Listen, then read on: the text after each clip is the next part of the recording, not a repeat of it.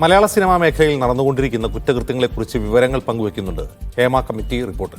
എന്നാൽ 4.5 കൊല്ലം റിപ്പോർട്ടിന്മേൽ അടയിരുന്ന സർക്കാർ പറയുന്നു പരാതിയുള്ളവർ പരാതി നൽകട്ടെ, നടപടിയെടുക്കാമെന്ന്. ഇതും പോരാഞ്ഞ് തെളിവ് കൊണ്ടുവരട്ടെ എന്നാണ് സിനിമാ മന്ത്രി സജി ചെറിയാൻ പറയുന്നത്. കുറ്റകൃത്യത്തെക്കുറിച്ച് വിവരം ലഭിച്ചാൽ കേസെടുക്കണമെന്ന സുപ്രീം കോടതി ഉത്തരവിന് സർക്കാർ നൽകുന്നത് പുല്ലുവിലയാണ്.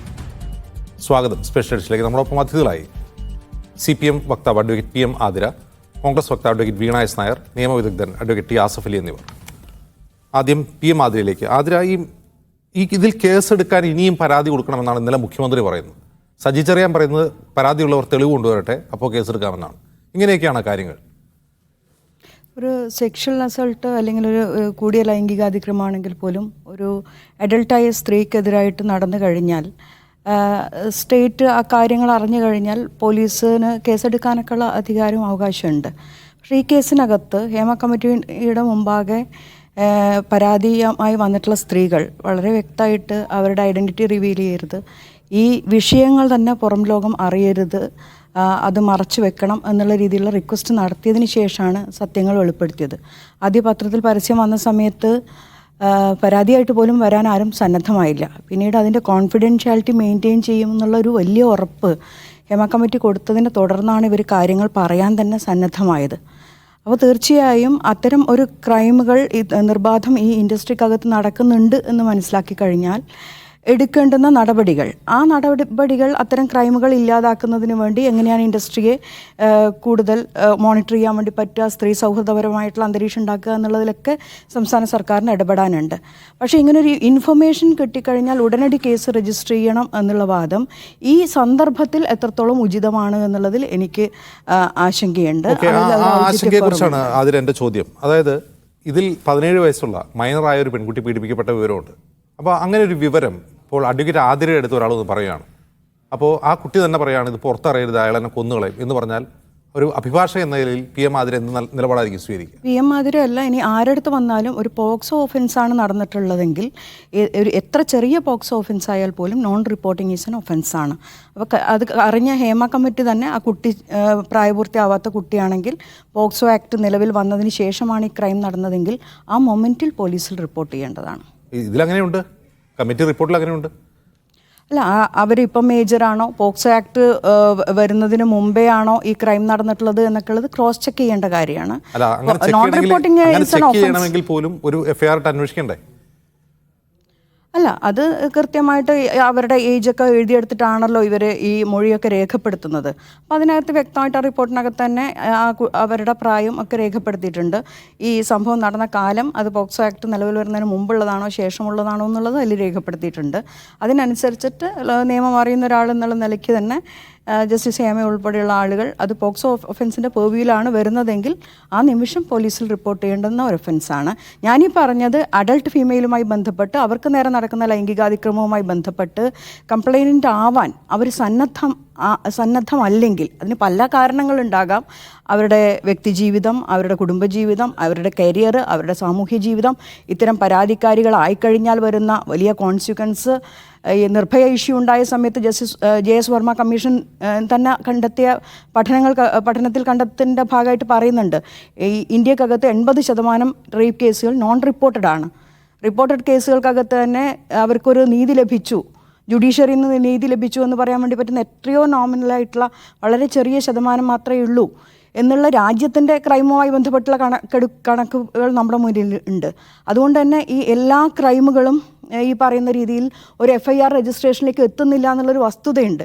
അത് സ്ത്രീകളെ അങ്ങനെ എത്തിക്കാതിരിക്കുന്ന അന്തരീക്ഷമുണ്ടെങ്കിൽ അതിന് സർക്കാർ അഡ്രസ്സ് ചെയ്യണം. കാരണം അവിടെയാണ് മറ്റൊരു ചോദ്യം. ഇപ്പോൾ ഈ ഹേമ കമ്മിറ്റി തന്നെ പറയുന്നുണ്ട് പലരും ഇത് തുറന്നു പറയാൻ തയ്യാറായിരുന്നില്ല. അതിൻ്റെ കാരണമായി അവർ പറയുന്നു പിന്നീട് അവർക്ക് സിനിമ കിട്ടില്ല, അവർക്ക് തൊഴിലുണ്ടാവില്ല. അപ്പോൾ ഈ വേട്ടക്കാരെ ഭയന്നുകൊണ്ട് ഈ വിവരം പറയാൻ പോലും മടിക്കുന്ന ഇരകളുള്ള ഒരു ഇൻഡസ്ട്രിയിൽ ഇത്തരത്തിലൊരു കമ്മിറ്റിക്ക് മുമ്പിൽ ചില വിവരങ്ങൾ ആളുകൾ പങ്കുവയ്ക്കുമ്പോൾ അതേക്കുറിച്ച് ഒരു അന്വേഷണവും വേണ്ട എന്ന് മുൻ DGP ലോക്നാഥ് ബെഹ്റ തീരുമാനിക്കുന്നത് എത്രമാത്രം നിയമപരമാണ്?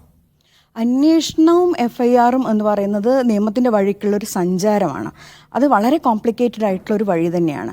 ആ വഴിയിലേക്ക് പോകണോ വേണ്ടയോ എന്നുള്ള കാര്യം നിശ്ചയിക്കാൻ എത്ര കൊടിയ ക്രൂരമായിട്ടുള്ള അതിക്രമത്തിന് വിധേയമായ ഒരു സ്ത്രീക്കൊരു അവകാശമുണ്ട്. അവരത് പ്രിഫർ ചെയ്യുന്നുണ്ടോ എന്നുള്ളത്.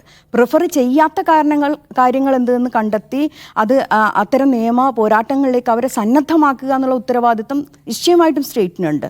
നിങ്ങൾക്കൊരു അപകടവും വരില്ല, നിങ്ങളുടെ സേഫ്റ്റി ഞങ്ങൾ ഉറപ്പാക്കുന്നു, നിങ്ങൾ പരാതിക്കാരികളാകാൻ സന്നദ്ധമാകണം എന്നൊക്കെ ഇതിനകത്ത് അത്തരം ക്രൈമുകളിൽ വിക്റ്റിമായിട്ടുള്ള ആളുകളോട് സർക്കാർ സംസാരിക്കാൻ സന്നദ്ധമാകണം. അവർ ഏത് FIR രജിസ്റ്റർ ചെയ്യണമെങ്കിലും അതിനകത്തൊരു കംപ്ലൈൻറ്റ് വേണമല്ലോ. ഇനി ഒരു FIR രജിസ്റ്റർ ചെയ്തിട്ട് ഞങ്ങൾ ഇതുമായിട്ട് സഹകരിക്കുന്നില്ല, കംപ്ലൈന്റ് ആതിര ഇൻഫർമേഷൻ കൊണ്ട് മാത്രം FIR രജിസ്റ്റർ ചെയ്യാൻ വേണ്ടി കഴിയില്ല. ഹേമ കമ്മിറ്റി റിപ്പോർട്ട് അതുപോലെ ആ മിയർ ഇൻഫർമേഷൻ കൊണ്ട് മാത്രം കഴിയില്ല. അതിൽ കംപ്ലൈൻറ്റും കൂടി അതിനകത്തൊരു പരാതി കൂടി വേണം. ഇൻഫർമേഷൻ മാത്രം ഉണ്ടായിക്കഴിഞ്ഞാൽ ക്രൈം സീനിലേക്ക് റഷ് ചെയ്ത് പോയിട്ടുള്ള ഒരു പോലീസ് ഉദ്യോഗസ്ഥന് ക്രൈം നടന്നുവെന്ന് ബോധ്യപ്പെട്ടാൽ രജിസ്റ്റർ ചെയ്യാം. പക്ഷെ മുമ്പ് നടന്നിട്ടുള്ള ഒരു ഒഫൻസിനകത്ത് അതിൽ പരാതി പറയാൻ കൂടി ആവണം. അല്ലെങ്കിൽ ഇതും കൂടി ഈ കൾപ്രിറ്റുകൾക്ക് വളാകും. FIR രജിസ്റ്റർ ചെയ്തു, പരാതിക്കാരികൾ സഹകരിച്ചില്ല, അതിൻ്റെ ഭാഗമായിട്ട് ഞങ്ങൾക്കെതിരായിട്ടൊരു കേസും ഇല്ല എന്നൊക്കെ പറഞ്ഞ് അത് കൊട്ടിഘോഷിക്കാൻ ഇവിടെ ആളുകൾ ഉണ്ടാകും. അത്തരം ഒരവസ്ഥയിലേക്ക് പോകുന്നതിന് പകരം ചെയ്യേണ്ടുന്നത് ഇതിൽ ഇത്തരം അതിക്രമങ്ങൾ നേരിട്ട മനുഷ്യരെ അവർക്ക് ഈ സമൂഹത്തിൻ്റെ പിന്തുണയുണ്ട്, സർക്കാർ സംവിധാനം ത്രൂ ഔട്ട് കൂടെ ഉണ്ടാവും. ദിലീപിനെ പോലുള്ളൊരു കൾപ്രിറ്റിനെ അറസ്റ്റ് ചെയ്യാനും ജയിലിലിടാനും ഒക്കെ കഴിഞ്ഞൊരു സംവിധാനത്തിന് അതിലും വലിയ ആളുകളാണെങ്കിൽ പോലും ഈ സംവിധാനം കൂടെ ഉണ്ടാകും. നിങ്ങൾ പരാതിക്കാരികളാകാൻ സന്നദ്ധമാകണമെന്നുള്ളതും അതിൻ്റെ പിന്തുണയും അറിയിച്ചുകൊണ്ട് അവരോടും ഒപ്പമുണ്ടാകും. അവർ തന്നെ അതിന് സന്നദ്ധമാക്കുകയും വേണം എന്നുള്ളതാണ് അതിനകത്ത്. അതർവൈസ് ഒരു FIR രജിസ്റ്റർ ചെയ്യും, ഒരു എൻക്വയറി അതെല്ലാവർക്കും ഉണ്ടെന്ന് ഞാൻ കരുതുന്നു. സ്റ്റേറ്റിന് പ്രത്യേകിച്ചുള്ള ഉത്തരവാദിത്വമുണ്ട്. നിശ്ചയമായും സ്റ്റേറ്റിന് ഉത്തരവാദിത്വമുണ്ട്. ഈ റിപ്പോർട്ടിന്റെ കൂടി ബലത്തിൽ സ്റ്റേറ്റിന് അവരുമായിട്ട് അപ്രോച്ച് ചെയ്യാം, അവരെ ഈ കാര്യങ്ങൾ പറഞ്ഞ് ബോധ്യപ്പെടുത്താം. ആ പരാതി പെട്ടു എന്നുള്ളത് കൊണ്ട് അവരുടെ തുടർ ജീവിതം വലിയ രീതിയിൽ പ്രശ്നങ്ങളില്ലാത്ത വിധം ഞങ്ങളുണ്ട് കൂടെ എന്ന് പറയാനുള്ള ഉത്തരവാദിത്വം സ്റ്റേറ്റിനുണ്ട്, സമൂഹത്തിനുണ്ട്, എനിക്കുണ്ട്, നമുക്കുണ്ട് എന്ന് കരുതുന്ന ഒരാളാണ്. ശരി. അഡ്വക്കേറ്റ് ആസിഫ് അലി, ഇവിടെ അഡ്വക്കേറ്റ് ആതിര വിശദീകരിക്കുന്ന ഒരു കാര്യം, ഇപ്പോൾ പോക്സോ കേസ് ഇതിൽ പറയുന്നുണ്ട്, ഒരു 17 വയസ്സുകാരി പീഡിപ്പിക്കപ്പെട്ട കാര്യം. അതിൽ തീർച്ചയായിട്ടും നടപടി വേണമെന്ന കാര്യം ആതിര സമ്മതിക്കുന്നുണ്ട്. പക്ഷേ അഡൾട്ടായിട്ടുള്ള സ്ത്രീകൾ നേരിട്ട പീഡനങ്ങൾ അത് അവർ മുന്നോട്ട് വന്ന് പരാതി കൊടുക്കാതിരിക്കുന്നിടത്തോളം കാലം, അവർ അതിന് സന്നദ്ധരോ ധൈര്യപ്പെടുകയോ ചെയ്യാത്തിടത്തോളം കാലം സർക്കാരിന് അതിലൊരു അന്വേഷണം ആരംഭിക്കുന്നതിൽ സങ്കീർണത ഉണ്ട് എന്നാണ് അവർ വാദിക്കുന്നത്. എന്താണ് ഈ നിങ്ങളുടെ ഒരു നിലപാടാ കാര്യത്തിൽ?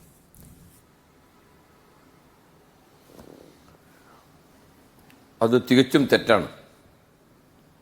കാരണം നമ്മുടെ പഴയ CRPC 157, പുതിയ ഭാരതീയ നാഗരിക സുരക്ഷാ സംഹിത 176, അത് ഒരു തവണ നമ്മളൊന്ന് കണ്ണോടിച്ചാൽ ഇതിലൊരു പരാതി ആരും തരേണ്ട ആവശ്യമില്ല എന്ന് മനസ്സിലാവും.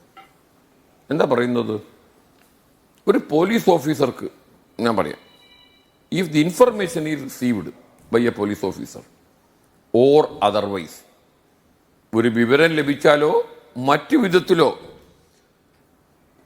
Reason to suspect the commission of a crime, ഒരു കുറ്റകൃത്യം നടന്നു എന്ന് സംശയമുണ്ടായാൽ മതി, അവർക്ക് ആ കേസ് രജിസ്റ്റർ ചെയ്ത് അന്വേഷണം ആരംഭിക്കാം. ഇതാണ് നമ്മളെ മാഗ്ന കാർട്ട, ഇതാണ് നമ്മുടെ ബൈബിൾ, ഇതാണ് നമ്മളെ ഖുർആൻ, ഇതാണ് നമ്മുടെ ഗീത.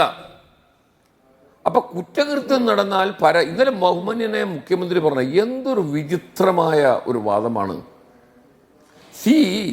നിർഭയ കേസിന് ശേഷം 2013 CRPCയിലും IPCയിലും എവിഡൻസ് ആക്ടിലും ഉണ്ടാക്കിയ സമഗ്രമായ ഭേദഗതിയിലാണ് വിക്ടിമിൻ്റെ ഐഡന്റിറ്റി ഏതെങ്കിലും രീതിയിൽ പുറത്തു വന്നാൽ അത് ഒഫൻസാക്കി മാറ്റിയത്. അപ്പൊ വിക്ടിമിൻ്റെ ഐഡന്റിറ്റി ഒരു കാരണവശാലും പുറത്തു വരില്ല. ഇത്രയും വിവരങ്ങൾ ഈ ഹേമ കമ്മിറ്റി റിപ്പോർട്ടിലെ പാരാ 53 പറഞ്ഞിരിക്കുന്ന അക്കമിട്ട് നിരത്തിയിരിക്കുന്ന സംഭവങ്ങൾ എന്തിനാണ് നമ്മുടെ പഴയ IPCയിലെ പുതിയ ഭാരതീയ ന്യായ സംഹിതയിലെ 354A അല്ലെങ്കിൽ പുതിയ IPCയിലെ 53 അത് മാത്രം നോക്കിയാൽ മതി. മിയർ ഡിമാൻഡ് പുതിയ ന്യായസന്നിധിയിലെ 75, mere demand soliciting a sexual favour. ഒരു സെക്ഷൽ ഫേവറിന് ആവശ്യപ്പെട്ടാൽ അത് ഒഫൻസാണ്, അത് കൊഗ്നിസിബിൾ ഒഫൻസാണ്. ആ കൊഗ്നിസിബിൾ ഒഫൻസ് ചെയ്തു എന്ന് ഒരു അധികാരി സ്ഥാനത്തിരിക്കുന്ന പോലീസുകാരന് വിശ്വസിക്കാൻ സംശയമുണ്ടായാൽ മതി, അയാൾ കേസുമായി അന്വേഷണത്തിന് പോകണം. പിന്നെ ഇരകളുടെ പരിരക്ഷ, ഇവിടെ ഹൈക്കോടതിയിൽ കുറേ ആളുകൾ റിട്ടുപോയി എന്നിട്ട് പറഞ്ഞു ഞങ്ങളുടെ സ്വകാര്യത സംരക്ഷിക്കണം, അതുകൊണ്ട് റിപ്പോർട്ട് പുറത്തുവിടരുത്. അവർ റിട്ട് ഫയൽ ചെയ്യുക വഴി തന്നെ അവരെ സ്വകാര്യത പോയി, അവർ തന്നെ അത് പുറത്തു പറഞ്ഞു. പിന്നെ ഈ ഇരകൾക്കാണ് സ്വകാര്യത. ജസ്റ്റിസ് ഹേമ തന്നെ ഈ കമ്മിറ്റി ഈ റിപ്പോർട്ടിലെ ഇരകളെ ബാധിക്കുന്ന വിവരങ്ങൾ പുറത്തു പറയരുത്, അത് പറയണ്ട, എല്ലാണ്ട് തന്നെ പ്രൊട്ടക്റ്റഡ് ആണ്. നമ്മൾ കണ്ടതല്ലേ കേരളത്തിൽ നടന്ന ഏറ്റവും വലിയ ഒരു ഗാങ് റേപ്പ് കേസായിരുന്നു. ആ ഗാങ് റേപ്പ് കേസ് അന്വേഷിച്ച ഉദ്യോഗസ്ഥൻ വിചാരണ കോടതി എല്ലാവരെയും ശിക്ഷിച്ചു, ഹൈക്കോടതി മുഴുവൻ ആളുകളെയും വെറുതെ വിട്ടു. സുപ്രീം കോടതിയിൽ എത്തിയപ്പോൾ നിർഭയ കേസിന്റെ വിധി കഴിഞ്ഞതിന് ശേഷം ആ കേസ് രണ്ടാമത് കേരള ഹൈക്കോടതിയിൽ വാദത്തിന് വിട്ടു. 9 മാസം ഞാനത് പ്രോസിക്യൂട്ട് ചെയ്തതാണ്. ആ കേസ് അന്വേഷിച്ച ഉദ്യോഗസ്ഥൻ വെറുതെ ഒരു പുസ്തകം എഴുതിയതാണ് തൻ്റെ അനുഭവങ്ങൾ. അതിലയാൾ ആരെ പേരും ഐഡന്റിറ്റി ഒന്നും വെളിപ്പെടുത്തിയിട്ടില്ല. അദ്ദേഹത്തിന്റെ പേരിൽ കേസെടുത്തില്ലേ? അപ്പൊ ഇരകളുടെ പേര് വെളിപ്പെടുത്തില്ല, അത് പുറത്തു വരില്ല. പിന്നെ കേസെടുക്കേണ്ടത് ആരാണ്? പോലീസിന് എത്ര കാലം ഈ മുഖ്യമന്ത്രി പറയുന്ന മാതിരി പരാതി പരാതി പരാതി പറഞ്ഞു നിൽക്കാൻ പറ്റും? ഹേമ കമ്മിറ്റി റിപ്പോർട്ടിൽ കേസെടുക്കാൻ പറയാത്തത് കൊണ്ടാണോ ഗവൺമെന്റ് പോലീസിന് കേസെടുക്കാൻ വേണ്ടി പറയാത്തത്?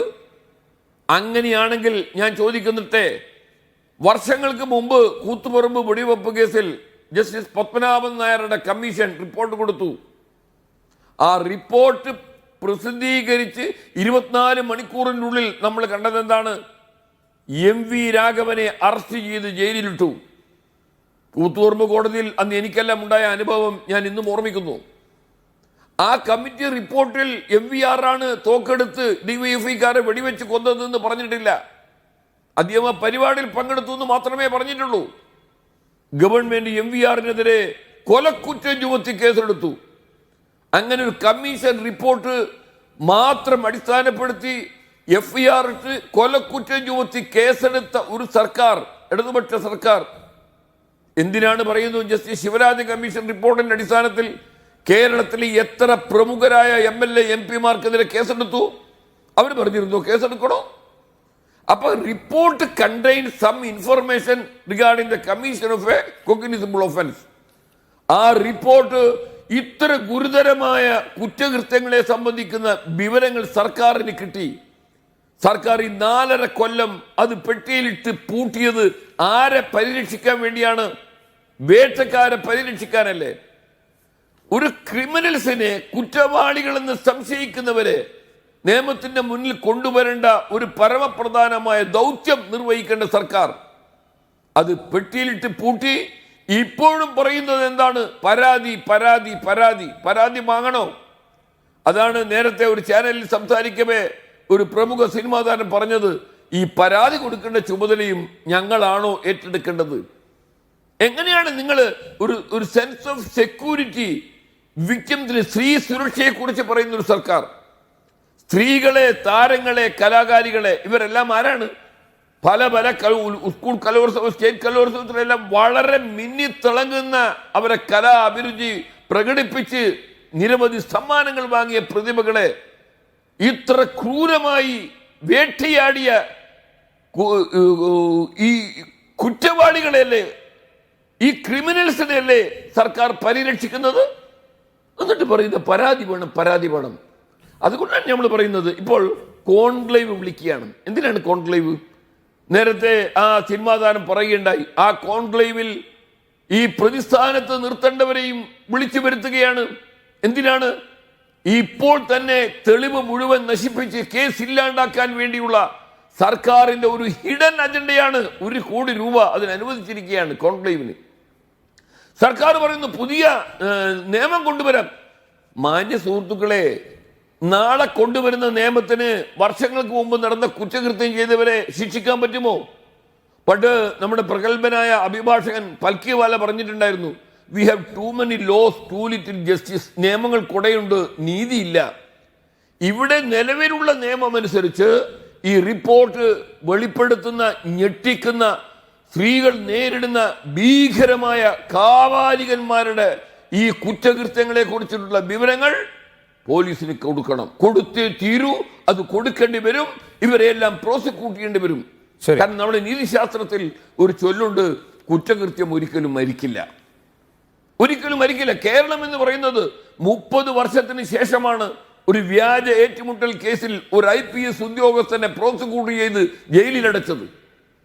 സർക്കാരിന് മറുപടി പറയണം. നമ്മുടെ നിയമവ്യവസ്ഥ ഇതാണ്. ബാക്കി പീഡനമോ ഹാരസ്മെന്റോ ഒന്നുമല്ല.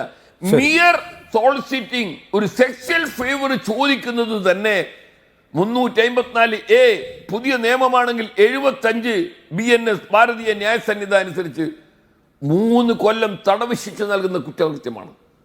ഒരാളാണോ, ഒരു സംഭവമാണോ? അതുകൊണ്ടാണ് പറഞ്ഞത് ഇത് കേരളം വ്യാപകമായി നടന്ന, ഈ ഫിലിം സൈറ്റിൽ നടന്ന കുറ്റകൃത്യമാണ്, കേരളത്തിന് പുറത്തു നടന്ന കുറ്റകൃത്യമാണ്. അതുകൊണ്ട് തന്നെ കേരള ഗവൺമെന്റ് അടിയന്തരമായി ഒരു സ്പെഷ്യൽ ഇൻവെസ്റ്റിഗേഷൻ ടീമിനെ വെക്കണം, FIR രജിസ്റ്റർ ചെയ്യണം. കേരളത്തിന് പുറത്തുള്ള സംഭവങ്ങൾ ഫലപ്രദമായി അന്വേഷിച്ച് ഇരകൾക്ക് നീതി ലഭിക്കണമെങ്കിൽ ഒരു കേന്ദ്ര ഏജൻസിയെ കൊണ്ട് ഇത് അന്വേഷിപ്പിക്കണം. അങ്ങനെ അന്വേഷിപ്പിക്കാൻ നിങ്ങൾ മുന്നോട്ട് വന്നില്ലേ? ഒരു കളങ്കതിയായ സ്ത്രീ മുഖ്യമന്ത്രിക്ക് ഒരു കടലാസിൽ തുട്ടുകൊടുത്തപ്പോൾ ഒരു പോലീസിന്റെ റിപ്പോർട്ട് പോലും ആവശ്യപ്പെടാതെ നിങ്ങൾ ആ കേസല്ലേ മരിച്ചുപോയ നമ്മുടെ പ്രിയപ്പെട്ട നേതാവ് ഉമ്മൻചാണ്ടിക്കെതിരെയുള്ള കേസ് CBI കൊണ്ട് അന്വേഷിപ്പിച്ചത്? അങ്ങനെ രാഷ്ട്രീയ വൈരാഗ്യത്തിന്റെ പേരിൽ അധികാരത്തെ പോലീസിന് ഉപയോഗിച്ചൊരു സർക്കാർ നമ്മുടെ സിനിമാ രംഗത്ത് നമ്മുടെ സഹോദരിമാർ, താരങ്ങൾ അനുഭവിക്കുന്ന കഷ്ടതകളെ, വേദനകളെ, അവരുടെ പീഡനങ്ങളെ നേരിടാൻ സർക്കാരിന് സാധിക്കുന്നില്ല. മുഖ്യമന്ത്രി പറയുന്നു, നിങ്ങൾ പരാതി വാ. ഞാൻ ചോദിക്കട്ടെ, ഒരു ഗ്രാമത്തിൽ കൂട്ടബലാത്സംഗം നടന്നു, പോലീസിന് വിവരം കിട്ടി, പോലീസ് സംഭവ സ്ഥലത്ത് ഓടിച്ചെന്നു. അവിടെ ചെന്നപ്പോൾ അവിടെ പീഡനവും ലൈംഗിക ആക്രമണവും നടന്നത് ബോധ്യപ്പെട്ട പോലീസ് ആരും പരാതി കൊടുക്കാൻ തയ്യാറില്ല. പോലീസ് മടങ്ങി വരുമോ വെറും കയ്യാലേ? ഞങ്ങൾക്ക് എഴുതി തയ്യാറാക്കിയ പരാതി ഇല്ലാത്തത് കൊണ്ട് കേസെടുക്കാൻ പറ്റില്ല. അതാണ് 1869 ബ്രിട്ടീഷുകാരനെഴുതിയ CRPCയിൽ, 73 നമ്മൾ പൊളിച്ചെഴുതിയ CRPCയിൽ ഇപ്പോഴത്തെ ഭാരതീയ നാഗരിക സുരക്ഷാ സന്നിധിയിൽ എഴുതി വെച്ചത് പരാതി എന്നല്ല, ഇൻഫർമേഷൻ എന്നാണ്. കുറ്റകൃത്യത്തെ കുറിച്ചുള്ള സംശയമുണ്ടെങ്കിൽ കേസ് രജിസ്റ്റർ ചെയ്യണമെന്നാണ്. ശരി, നിങ്ങളെല്ലാം നിയമം അനുസരിക്കാൻ ബാധ്യസ്ഥരായ മുഖ്യമന്ത്രിയും പോലീസും പറയുന്നു, ഞങ്ങൾ ഇത് കേസ് അന്വേഷിക്കാൻ, കേസ് രജിസ്റ്റർ ചെയ്യാൻ തയ്യാറല്ല. FIR രജിസ്റ്റർ ചെയ്യാൻ എഴുതി തയ്യാറാക്കിയ പരാതി വേണമെന്ന് ആരെങ്കിലും പറയുന്നുണ്ടെങ്കിൽ ഒന്നുകിൽ അവർക്ക് നിയമം അറിയില്ല, അല്ലെങ്കിൽ നിയമം അറിഞ്ഞിട്ട് അവർ നിയമം അറിയാത്ത രീതിയിൽ ഉത്തർപ്രദേശ് കേസിൽ സുപ്രീം കോടതി തന്നെ മാർഗനിർദ്ദേശം നൽകിയിട്ടുള്ളതാണ്. എങ്ങനെയാണ് ഒരു കുറ്റകൃത്യത്തെ കുറിച്ചുള്ള വിവരം ലഭിച്ചാൽ പോലീസ് ആക്ട് ചെയ്യേണ്ടത്, അതിന്റെ കൃത്യമായ SOP തന്നെ കോടതി വിശദീകരിച്ചാണ്. ശ്രീ വീണ എസ് നായർ, ഈ റിപ്പോർട്ട് അന്നത്തെ DGP ലോക്നാഥ് ബെഹ്റയ്ക്ക് സർക്കാർ കൈമാറിയിരുന്നു. ഈ റിപ്പോർട്ട് താൻ കണ്ടിട്ടേ ഇല്ല എന്ന് സിനിമാ മന്ത്രി പറയുന്നുണ്ട്, മുഖ്യമന്ത്രിയും വായിച്ചിട്ടില്ല എന്ന് പറയുന്നുണ്ട്. അതെന്തുകൊണ്ടാണെന്ന് നമ്മൾ മനസ്സിലാക്കുന്നത് ഇപ്പോൾ അഡ്വക്കേറ്റ് ആസഫ് അലി ചൂണ്ടിക്കാട്ടിയ കാര്യമാണ്. ഒരു ഒഫൻസ് നടന്നിരിക്കുന്നു, അതിൽ ഒരു മൈനർ പീഡിപ്പിക്കപ്പെട്ടിരിക്കുന്നു. ഈ മൈനർ പീഡിപ്പിക്കപ്പെട്ട വിവരമടങ്ങിയ ഈ കമ്മിറ്റി റിപ്പോർട്ട് ആരെങ്കിലും വായിച്ചിട്ടുണ്ടെങ്കിൽ ആ വിവരം മറച്ചു വെച്ചതിന് അവർ കുറ്റക്കാരായേക്കാം എന്നുള്ളതാണ്. അപ്പോൾ അങ്ങനെ ഒരു നിയമ നടപടി ഭയന്നുകൊണ്ടായിരിക്കുമോ സർക്കാർ ഞങ്ങളിത് കണ്ടിട്ടില്ല എന്ന് പറയുന്നത്, സർക്കാരിൻ്റെ കയ്യിലിരിക്കുന്ന സാധനം കണ്ടിട്ടില്ല എന്ന് പറയുന്നത്? പക്ഷേ DGP ഈ റിപ്പോർട്ട് മടക്കി കേസെടുക്കാൻ പറ്റില്ല എന്ന് പറഞ്ഞു. അതെന്തുകൊണ്ടായിരിക്കും?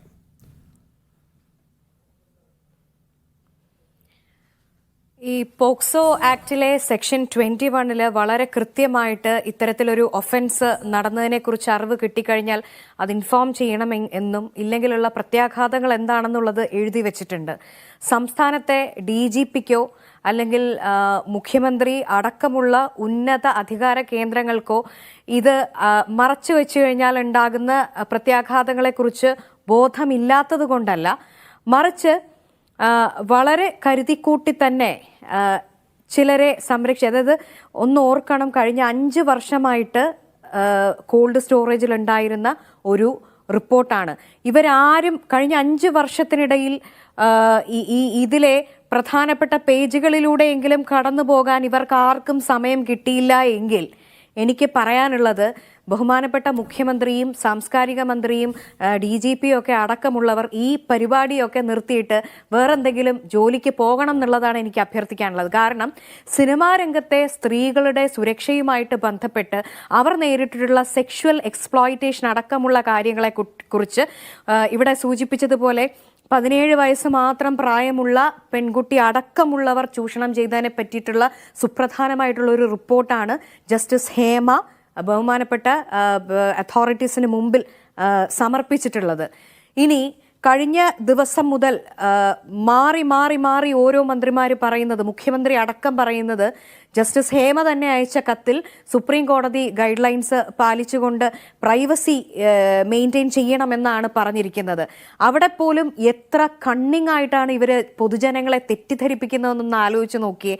ഈ സംസ്ഥാനത്ത് അല്പമെങ്കിലും നിയമപരിജ്ഞാനമുള്ള എല്ലാ മനുഷ്യർക്കും അറിയാവുന്നതാണ് എന്താണ് ആ സുപ്രീം കോടതി ഗൈഡ് ലൈൻ എന്നുള്ളതും ഇരയായിട്ടുള്ള പെൺകുട്ടികളുടെ, നിസ്സഹായരായിട്ടുള്ള പെൺകുട്ടികളുടെ പേരാണ് പുറത്തുവിടാൻ പാടില്ലാത്തത് എന്നും ചൂഷകരായിട്ടുള്ള കാപാലികന്മാരുടെ പേരല്ല സർക്കാർ ഒളിച്ചു വെക്കേണ്ടതെന്നുള്ളതിനെ കുറിച്ച് സാമാന്യ നിയമബോധമുള്ള എല്ലാവർക്കും അറിയാവുന്നതാണ്.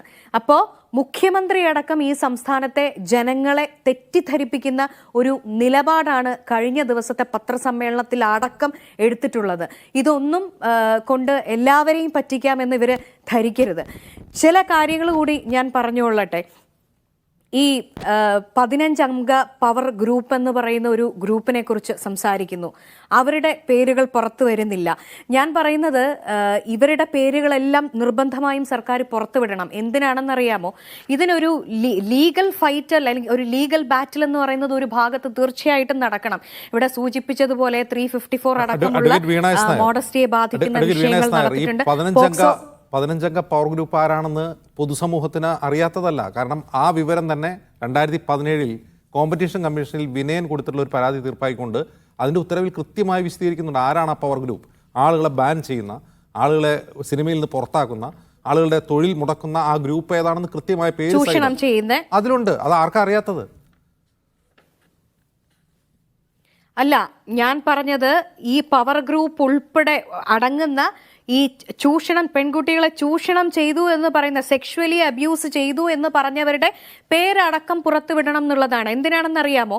ലീഗൽ ബാറ്റിൽ എന്ന് പറയുന്നത് ഒരു ഭാഗത്ത് നിർബന്ധമായി നടക്കുമ്പോൾ തന്നെ ഇത്തരം പേരുകൾ പൊതുസമൂഹത്തിലേക്ക് പുറത്തു വരുമ്പോൾ ഒരു 2-3 പേര് പറയുമ്പോൾ 4ാമത്തെ ആളുടെ മുട്ടിടിക്കും ഇനി സമാനമായിട്ടുള്ള ഒരു ക്രൈം, ഒരു സെക്ഷുവൽ ഫേവർ ഒരു പെൺകുട്ടിയോട് ചോദിക്കാൻ.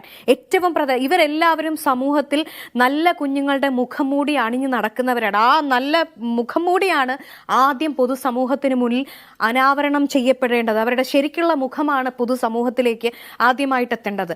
ഞാൻ ചോദിക്കട്ടെ, ഈ നമ്മുടെ നാട്ടിൽ ഒരു MP അല്ലെങ്കിൽ ഒരു MLA, ഒരു മന്ത്രി, ഗവർണറാവട്ടെ, മറ്റേത് മേഖലയിൽ മാധ്യമരംഗത്തുള്ളവരാകട്ടെ, അധ്യാപകരാകട്ടെ, ഇതുപോലുള്ള ഒരു കോൺട്രവേഴ്സിയുടെ ഭാഗമായി കഴിഞ്ഞാൽ അവരുടെ പേര് പൊതുസമൂഹത്തിന് മുന്നിലേക്ക് മാധ്യമങ്ങളടക്കം യാതൊരു ബുദ്ധിമുട്ടും ഇല്ലാതെ പുറത്തുവിടാറുണ്ട്.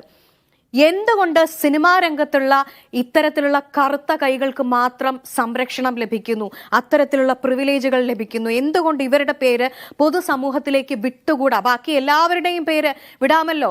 എത്രയോ രാഷ്ട്രീയ നേതാക്കളുടെ അടക്കം പേരുകൾ ഇത്തരം വിഷയങ്ങളിൽ വന്നിട്ടുണ്ട്. അപ്പോൾ ഈ സിനിമാ രംഗത്തെ മാന്യന്മാരുടെ മുഖങ്ങൾ മാത്രം എന്തിനാണ് CPM സംരക്ഷിക്കുന്നത്? CPM ആരെയാണ് ഭയക്കുന്നത്? സംസ്ഥാന സർക്കാർ ആരെയാണ് ഭയക്കുന്നത്? സംസ്ഥാന സർക്കാർ ആരെയാണ് വെളുപ്പിക്കാനായിട്ട് ശ്രമിച്ചുകൊണ്ടിരിക്കുന്നത്? കമ്മിറ്റി റിപ്പോർട്ടിന്റെ ആമുഖത്തിൽ അവർ പറയുന്നുണ്ട്, ഞങ്ങൾ വ്യക്തികളുടെ വിവരങ്ങളല്ല റെക്കോർഡ് ചെയ്യുന്നത്, പകരം പ്രശ്നങ്ങളാണ് എന്ന്. അതുകൊണ്ട് ഒരുപക്ഷെ ഈ ആരോപണ വിധേയരുടെ പേരുകൾ പോലും റിപ്പോർട്ടിൽ ഉൾക്കൊള്ളിക്കണമെന്നില്ല.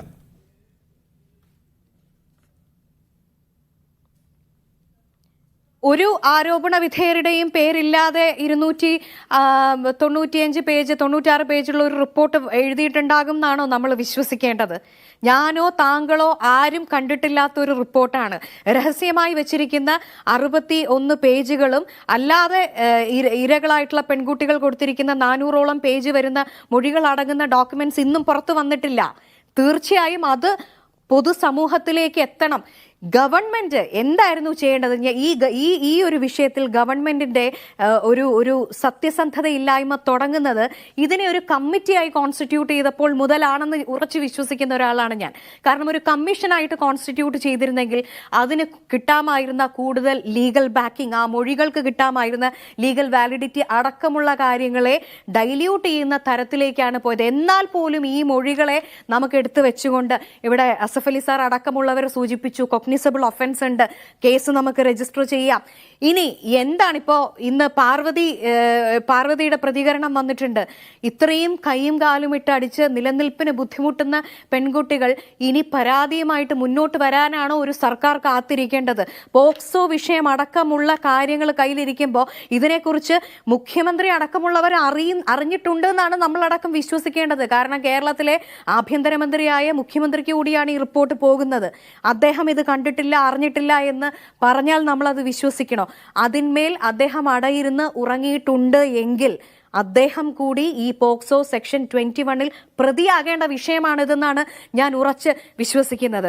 ആരെയാണ് മുഖ്യമന്ത്രിയും CPM-ഉം അതുപോലെ സർക്കാരും ഭയക്കുന്നത്? അമ്മയിലെ പവർ ഗ്രൂപ്പിനെയാണോ? ഇവരാണോ സർക്കാരിനെ ഫണ്ട് ചെയ്യുന്നത്? ഇവരാണോ ഇലക്ഷൻ ഇവർക്കുള്ള ഫണ്ട് കൊടുക്കുന്നത്?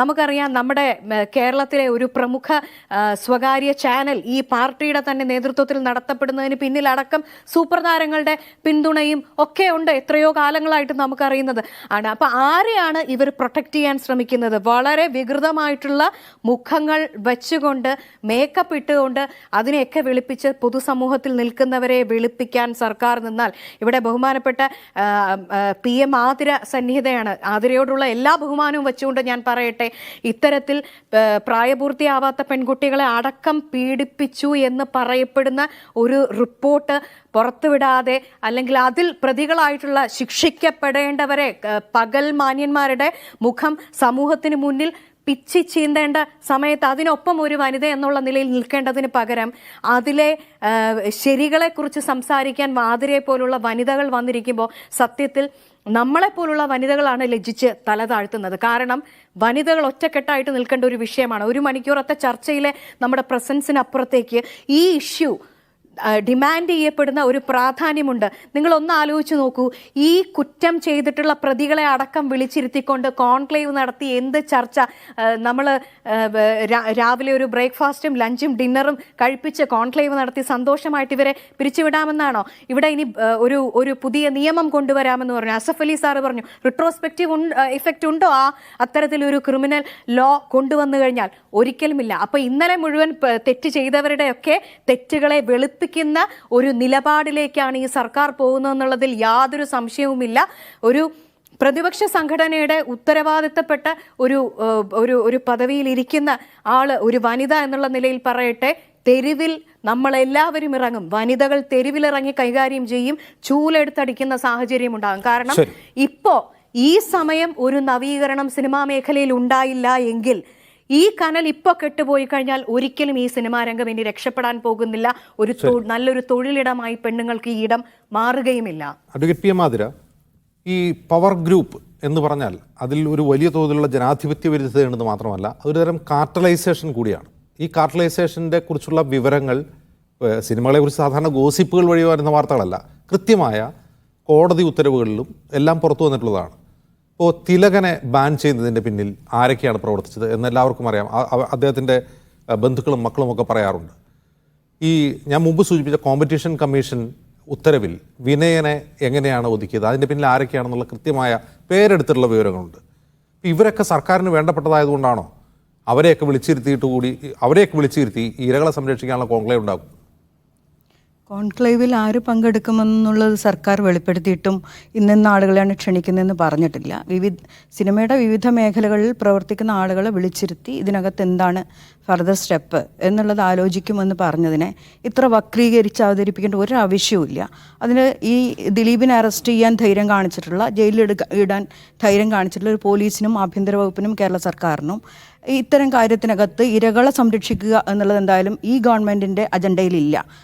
ഈ റിപ്പോർട്ടിൻ്റെ പശ്ചാത്തലത്തിൽ അങ്ങനെ വക്രീകരിച്ച് അവതരിപ്പിക്കേണ്ട കാര്യവുമില്ല. രണ്ട്, ഇങ്ങനെയൊരു പഠനവും കമ്മിറ്റിയും തന്നെ വരാൻ ഇത്രയും കാലം എടുത്തല്ലോ ഈ ഇൻഡസ്ട്രിയുമായി ബന്ധപ്പെട്ട്. അങ്ങനെ ഒരു പരാതിയുമായിട്ട് WCC വന്ന സമയത്ത് ഒരു പഠിക്കാനുള്ള കമ്മിറ്റിയെ നിയോഗിച്ചല്ലോ. ആ കമ്മിറ്റിക്ക് പഠിക്കാനുള്ള അവസരങ്ങളും ഉണ്ടാക്കിയല്ലോ.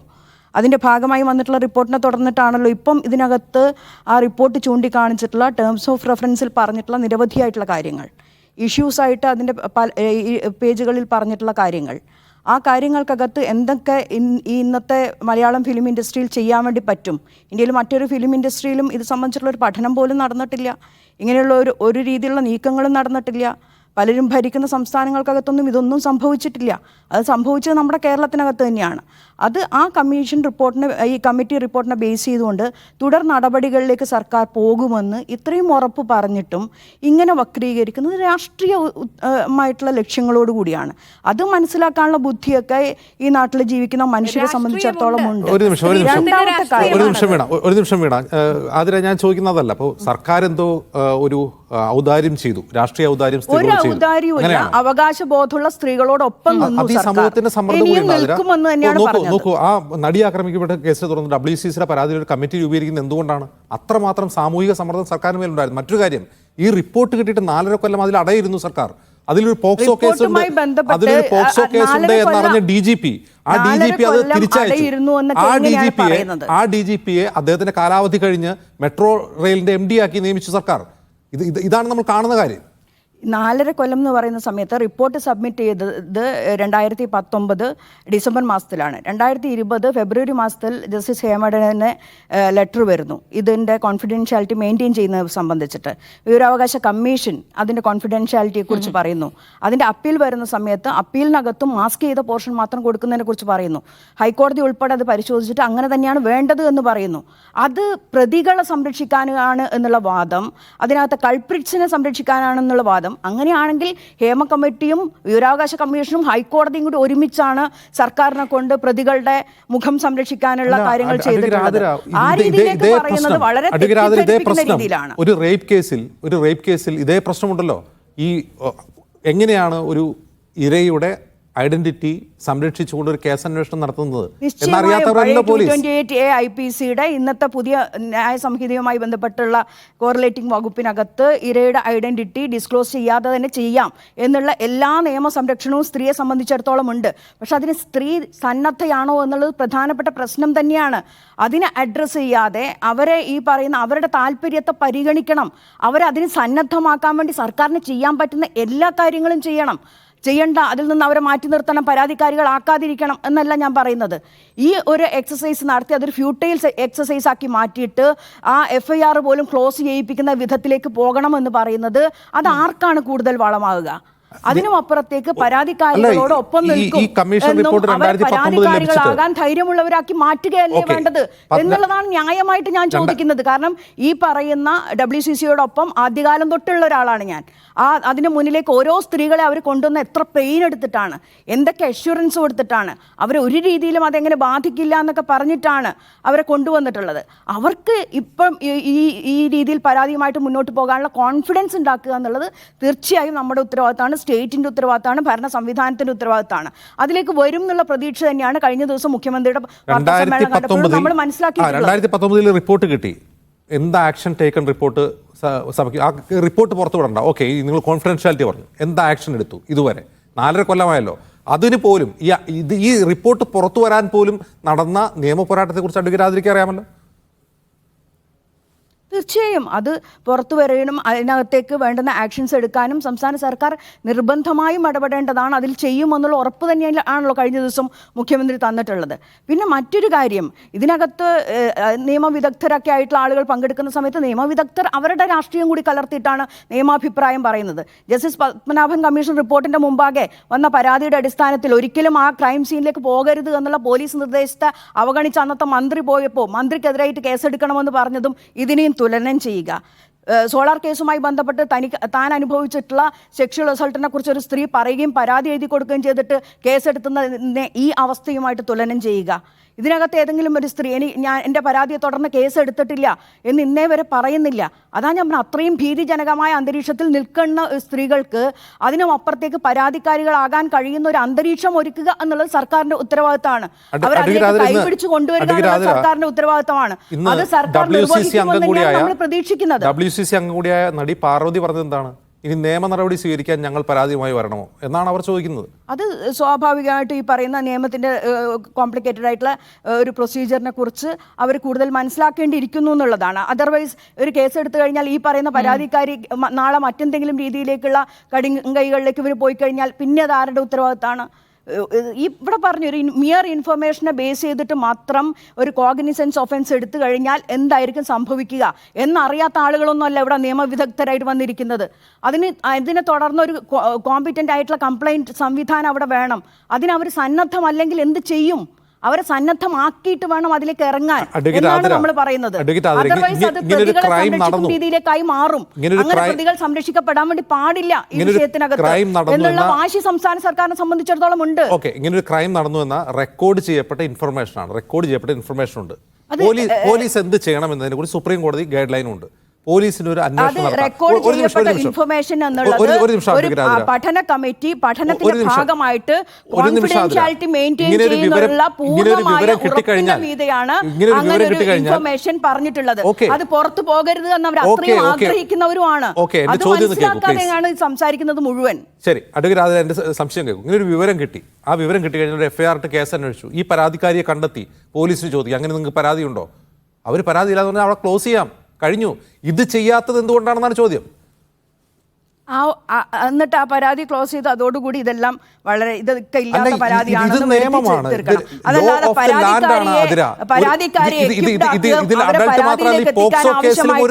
സംവിധാനങ്ങളൊന്നും ചെയ്യാതെ ഗ്രാബ് ചെയ്യണം എന്നാണ് നിങ്ങൾ പറയുന്നത്.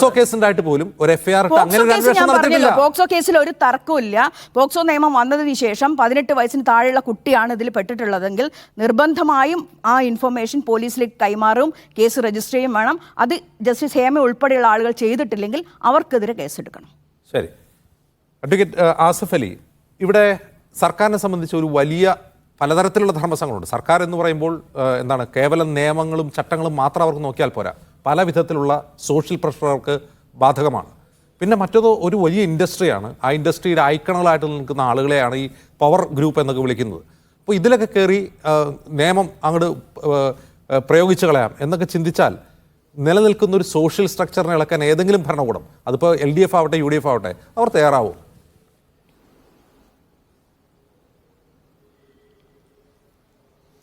നമ്മളൊരു കാര്യം മനസ്സിലാക്കേണ്ടത്, നമ്മുടെ നാട് നിയമവാഴ്ചയുടെ നാടാണ്, അല്ലാണ്ട് നിയമം കൊണ്ട് വാഴുന്ന നാടല്ല. ഇപ്പം ചൈനയിലൊക്കെ നിയമം കൊണ്ട് വാഴുന്ന നാടാണ്, പക്ഷെ നമ്മുടെ നാട് നിയമവാഴ്ചയുടെ നാടാണ്. B you ever so high, law is above U. നീ എത്ര വലിയവനാണെങ്കിലും നിയമം നിനക്ക് മീതെയാണ്. അപ്പം സർക്കാർ എന്താ ചെയ്യുന്നതെന്ന് മുഖ്യമന്ത്രി ഇന്നലെ തീർത്ത് പറഞ്ഞു കഴിഞ്ഞു. എന്താണ് ചെയ്യേണ്ടത്? പരാതി കിട്ടിയാൽ അത് കേസെടുക്കുന്നു എന്നല്ല പറഞ്ഞത്, യുക്തമായ നടപടി ചെയ്യുമെന്നാണ്. നിങ്ങൾ നാളെ ആരെങ്കിലും ഒരാൾ പോലീസ് സ്റ്റേഷനിൽ ഈ റിപ്പോർട്ടിലുള്ള കുറ്റകൃത്യങ്ങളെ സംബന്ധിച്ച് കേസെടുക്കണമെന്നൊരു പരാതി കൊടുത്താൽ ഈ മുഖ്യമന്ത്രിയുടെ വാക്കിനൊരു വിലയില്ല, അത് നടപ്പാക്കാനും പറ്റില്ല, ഉന്നതന്മാരെല്ലാം കെണിയും. നമ്മുടെ പഴയ IPC-യിലും പുതിയ ന്യായസന്നിധിയിലും, പുതിയ ന്യായസന്നിധിയാണല്ലോ ഇപ്പം നമ്മൾ സംസാരിക്കുന്നത്, പുതിയ ന്യായസംഹിതം അനുസരിച്ച് പോലീസ് സ്റ്റേഷനിൽ പോയി ഒരാൾ സ്ത്രീകളെ ബാധിക്കുന്ന കുറ്റകൃത്യം, അതായത് റേപ്പ്, ഞാൻ നേരത്തെ പറഞ്ഞ മാതിരിയുള്ള ഈ ലൈംഗിക അതിക്രമം, മാനഭംഗപ്പെടുത്തൽ, ലൈംഗികമായ സെക്ഷൽ ഫ്ലേവേഴ്സ് ചോദിക്കുക, ഇത്ര കുറ്റകൃത്യങ്ങൾ ആരോപിച്ചു. ഈ ഒന്നുമില്ല, റിപ്പോർട്ട് കൊടുക്കുക. ഈ ഹേമ കമ്മിറ്റി റിപ്പോർട്ട് കൊടുത്ത് കേസ് അന്വേഷിക്കണമെന്ന് പറഞ്ഞ് കേസ് അന്വേഷിച്ചിട്ടില്ലെങ്കിൽ പുതിയ ന്യായസന്നിധ BNSS നാഗരിക സുരക്ഷാ സംഹിത 199C എന്നൊരു വകുപ്പുണ്ടായി. 199C അതനുസരിച്ചിട്ട് ഇങ്ങനെ സ്ത്രീകളെ ബാധിക്കുന്ന ഈ റേപ്പ്, ലൈംഗികാതിക്രമം തുടങ്ങിയ പരാതികൾ കിട്ടി കേസെടുത്തിട്ടില്ലെങ്കിൽ ആ പോലീസുകാരനെതിരെ കേസെടുക്കണമെന്നാണ് പറയുന്നത്. 6 മാസം തടവ് ശിക്ഷ നൽകുന്ന ഒരു കേസാണത്. അപ്പൊ മുഖ്യമന്ത്രി പറയുന്നത് ഇവിടെ പോലീസുകാരനുസരിച്ചാൽ ഈ പോലീസ് സ്റ്റേഷനിൽ പരാതി കിട്ടുന്ന പോലീസുകാരല്ല, പരാതി ഈ വിക്ടിം കൊടുക്കണ്ട. എനിബഡി നമ്മളിൽ ആർക്കെങ്കിലും ഒരു പരാതി ഒരു കടലാസിൽ എഴുതി പോലീസ് സ്റ്റേഷനിൽ കൊടുത്താൽ പോലീസ് കേസെടുത്തേ തീരൂ, അല്ലെങ്കിൽ ആ പോലീസുകാരനെതിരെ കേസെടുക്കേണ്ട ഒരു ക്രിമിനൽ ഒഫൻസ് BNS ഭാരതീയ ന്യായ സംഹിത 199C അനുസരിച്ചൊരു ഒഫൻസാണ്. അപ്പം മുഖ്യമന്ത്രി പറയുന്നത്, ഇപ്പോൾ എൻ്റെ ബഹുമാന്യായ സുഹൃത്ത് അഭിഭാഷക പറയുന്നത്, ഈ ഇരകളെ ശാക്തീകരിക്കാൻ വേണ്ടിയാണ് അവൻ ഇന്ന് മെൻ്റൽ കരാട്ടെ നടത്തുകയാണോ, അവരെ പരാതിക്ക് വേണ്ടി സജ്ജമാക്കുകയാണ് ഈ 4.5 കൊല്ലം. ബഹുമാനപ്പെട്ട മുഖ്യമന്ത്രി should he not read this report? അദ്ദേഹം റിപ്പോർട്ട് വായിക്കണ്ടേ? സാംസ്കാരിക മന്ത്രിയും മുഖ്യമന്ത്രിയും അവർക്ക് റിപ്പോർട്ട് വായിച്ചില്ല എന്ന് പറഞ്ഞ് ഞങ്ങൾ പിന്നെ എന്തിനാണ് അൾമാറയിൽ വെച്ച് പൂട്ടാനാണോ ഇത്രയും കോടിക്കണക്കിന് രൂപ ചെലവഴിച്ച് നമ്മുടെ രാജ്യത്ത്, നമ്മുടെ സംസ്ഥാനത്തെ ഒരു വ്യവസായത്തിലുള്ള വളരെ leave about industry, this is a crime, കുറ്റകൃത്യമാണ്. സ്ത്രീകൾക്കെതിരെ വ്യാപകമായ കുറ്റകൃത്യമാണ് പുറത്തു വന്നിരിക്കുന്നത്. ആ പാരാ 53-ൽ പറഞ്ഞിരിക്കുന്ന, പോയിന്റ് ഔട്ട് ചെയ്തിരിക്കുന്ന ഓരോന്ന് അക്കമിട്ട് നോക്കിയാൽ അത് ഒഫൻസ് തന്നെയാണ്. അവര് ഇപ്പൊ ഈ ചില സ്ത്രീകൾക്കെതിരെയുള്ള കുറ്റകൃത്യത്തിന് ഇപ്പൊ റേപ്പ് നടന്നു, ആ അതിജീവിതം മരിച്ചുപോയി, അല്ലെങ്കിൽ അതിജീവിതം മൊഴി കൊടുക്കുന്നില്ല, കേസ് അവിടെ അവസാനിക്കുമോ? ഇല്ല, കേസ് അവസാനിക്കില്ല. മെഡിക്കൽ എവിഡൻസും സാഹചര്യ തെളിവും ഉണ്ടെങ്കിൽ ശിക്ഷിക്കും പ്രതിയെ വേണമെങ്കിൽ. It depends. അപ്പൊ കേസ് ശക്തിപ്പെടുത്താൻ വേണ്ടിയാണ് ഈ 4.5 കൊല്ലം ഇത് അൾമാറയിൽ വെച്ച് പൂട്ടിയത്. അങ്ങനെ ശക്തിപ്പെടുത്താനും ഈ സാക്ഷികളെ, ഈ ഇരകളെ ശാക്തീകരിക്കാനുമാണെങ്കിൽ മിസ്റ്റർ മുഖ്യമന്ത്രി ഒന്ന് മലയാളത്തിലുള്ള റിപ്പോർട്ട് ആരെക്കൊണ്ടെങ്കിലും ഒന്ന് വായിപ്പിച്ച് നോക്കണം. ഇംഗ്ലീഷിലെ റിപ്പോർട്ട് നിങ്ങൾ ഇംഗ്ലീഷോ മലയാളമോ അറിയുന്ന ഒരാളെ കൊണ്ട് വായിപ്പിച്ച് മനസ്സിലാക്കണം. You are not an ordinary person, you are the chief minister of the state. സാംസ്കാരിക മന്ത്രി ഞാൻ വായിച്ചില്ല, വായിക്കണ്ടേ? നിങ്ങൾ ആരെക്കൊണ്ടെങ്കിലും വായിച്ച് ആ റിപ്പോർട്ട്. ഇത്ര ഗുരുതരമായ നമ്മുടെ ഭരണഘടന നമുക്ക് നൽകുന്ന അവകാശം എന്താണ്? റൈറ്റ് ടു ലീവ് വിത്ത് ഡിഗ്നിറ്റിയാണ്. നമ്മൾ വെറും ഒരു മൃഗങ്ങളെ ജീവിക്കുന്ന മാതിരി ജീവിക്കാനുള്ള അവകാശമല്ല ഭരണഘടന തരുന്നത്. റൈറ്റ് ടു ലീവ് വിത്ത് ഡിഗ്നിറ്റിയാണ്.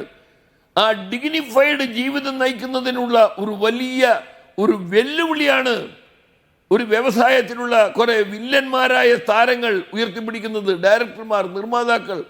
അതൊരു ചെറിയ സംഭവമാണോ? നിങ്ങൾക്ക് അതിന് ട്രിവിയലൈസ് ചെയ്യാൻ പറ്റുമോ? അത് നിസ്സാരവൽക്കരിക്കാൻ പറ്റുമോ?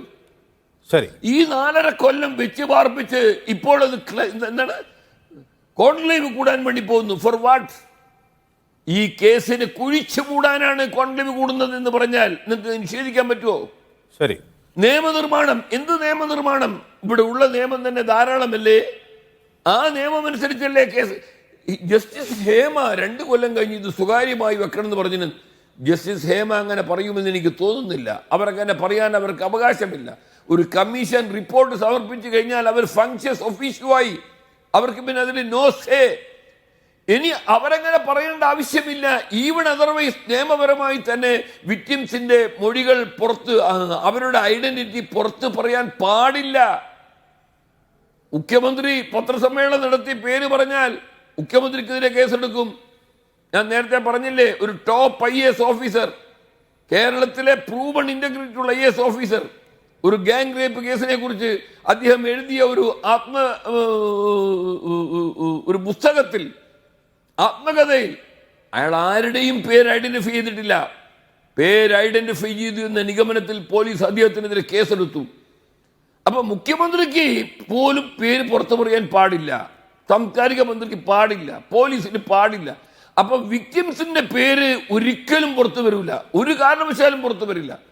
കോടതികളിലെല്ലാം നമ്മൾ അപ്പീൽ കൊടുക്കുമ്പോൾ ആ പേര് മാസ്ക് ചെയ്യുകയാണ്.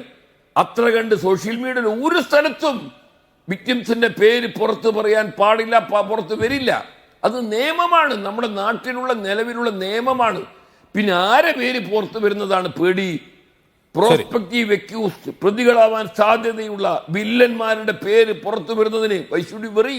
ശരി ശരി വില്ലന്മാർക്ക് ഭരണഘടന അനുസരിച്ച് പ്രതിയാവാൻ സാധ്യതയുള്ള ഭരണഘടന പ്രകാരം അങ്ങനെ ഒരു റൈറ്റ് ഇല്ല.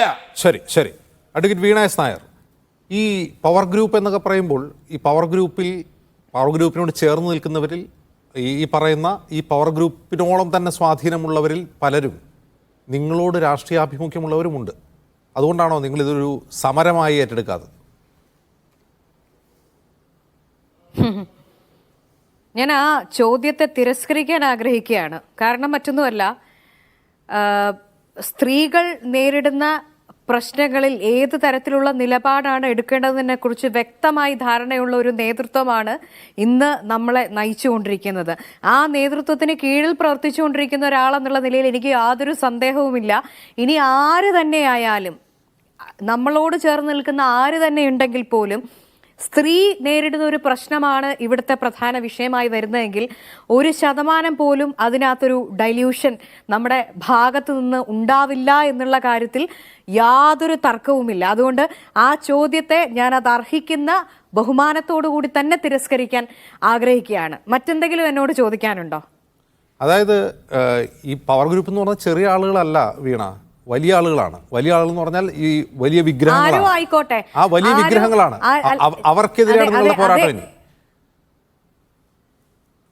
അല്ല, ഈ വിഗ്രഹങ്ങളൊക്കെ എങ്ങനെയാണ് ഉണ്ടായത്? ഈ വിഗ്രഹങ്ങൾ ഉണ്ടായിട്ടുള്ളത് ഈ സംസ്ഥാനത്തെ കൂലിപ്പണി ചെയ്യുന്ന അവരടക്കമുള്ള പാവപ്പെട്ടവർ, സാധാരണക്കാർ, അവര് ജീവിക്കാനായിട്ട് ഉണ്ടാക്കുന്ന പൈസയിൽ നിന്ന് നിശ്ചിതമായൊരു തുക സിനിമാ തിയേറ്ററുകളിൽ പോയി ചെലവാക്കി സിനിമ കണ്ടിട്ടാണ് ഈ വിഗ്രഹങ്ങളൊക്കെ ഉണ്ടായിട്ടുള്ളത്. ഈ വിഗ്രഹങ്ങളെ ഉണ്ടാക്കിയ ജനങ്ങൾക്ക് ഈ വിഗ്രഹങ്ങളെ കുറിച്ചൊരു സങ്കല്പമുണ്ട്. അതാണ് ഞാൻ നേരത്തെ പറഞ്ഞത്. ഇതേ വിഗ്രഹങ്ങളെ തന്നെ ഇതേ ജനങ്ങൾ മോശക്കാരാണ് എന്ന് തിരിച്ചറിയുമ്പോൾ തെരുവിൽ ചൂലെടുത്തടിക്കുന്ന സാഹചര്യം സംജാതമാകും. ഒരു മനുഷ്യ ഇപ്പോൾ ഇവിടെ നടന്നുകൊണ്ടിരിക്കുന്നത് സർക്കാർ സ്പോൺസേർഡ് ആയിട്ടുള്ള അല്ലെങ്കിൽ സർക്കാർ ബാക്കിംഗ് ഉള്ള ഒരു മാഫിയ സംഘത്തിന്റെ തകർപ്പാണ് ഈ സംസ്ഥാനത്ത് നടന്നുകൊണ്ടിരിക്കുന്നത്. ഇല്ലെങ്കിൽ 4.5 വർഷമായിട്ട് ഈ ഡോക്യുമെന്റ് കോൾഡ് സ്റ്റോറേജിലാകുന്ന യാതൊരു സാഹചര്യവും ഉണ്ടാവില്ല. നിങ്ങളോട് ഞാനൊരു കാര്യം പറയട്ടെ. ഇവിടെ ഒരു സോളാർ കമ്മീഷൻ റിപ്പോർട്ട് വന്നല്ലോ. ഈ റിപ്പോർട്ട് വന്നതിന് ശേഷം നിയമസഭയിൽ ഈ റിപ്പോർട്ട് തന്നെ ചർച്ചയ്ക്കെടുത്തു. ഒന്നും ചെയ്തിട്ടില്ലാത്ത പാവപ്പെട്ട ഒരു മുൻ മുഖ്യമന്ത്രി, നമ്മുടെ മുഖ്യമന്ത്രിയായിരുന്ന ഒരു വ്യക്തിയെക്കുറിച്ച്, അദ്ദേഹം എത്ര നിഷ്കളങ്കനായിരുന്നു എന്നുള്ളത് അതിനുശേഷമുള്ള കാലം തെളിയിച്ചിട്ടുള്ളതാണ്. അപ്പോൾ ആ കമ്മീഷൻ റിപ്പോർട്ട് പോലും നിയമസഭയിൽ ചർച്ചയ്ക്കെടുത്ത ഈ സർക്കാർ, ഡോക്ടർ M.K. മുനീർ നിയമസഭയിൽ ചോദിച്ച ചോദ്യത്തിന് മന്ത്രി ഉത്തരം നൽകിയതുണ്ട്. റിപ്പോർട്ട് അവൈലബിൾ ആക്കുമെന്നുള്ള തലത്തിൽ നൽകിയിട്ടുള്ള നിയമസഭാ ചോദ്യത്തിന്റെ ഉത്തരമുണ്ട്. അവിടെയും പറഞ്ഞിട്ടില്ല ജസ്റ്റിസ് ഹേമ ഇത് കോൺഫിഡൻഷ്യലായിട്ട് കീപ്പ് ചെയ്യണമെന്ന്. ജസ്റ്റിസ് ഹേമ പറഞ്ഞ കോൺഫിഡൻഷ്യാലിറ്റി അത് ഇരകളുടെ പ്രൈവസിയുമായി ബന്ധപ്പെട്ടിട്ടുള്ള കോൺഫിഡൻഷ്യാലിറ്റിയാണ്.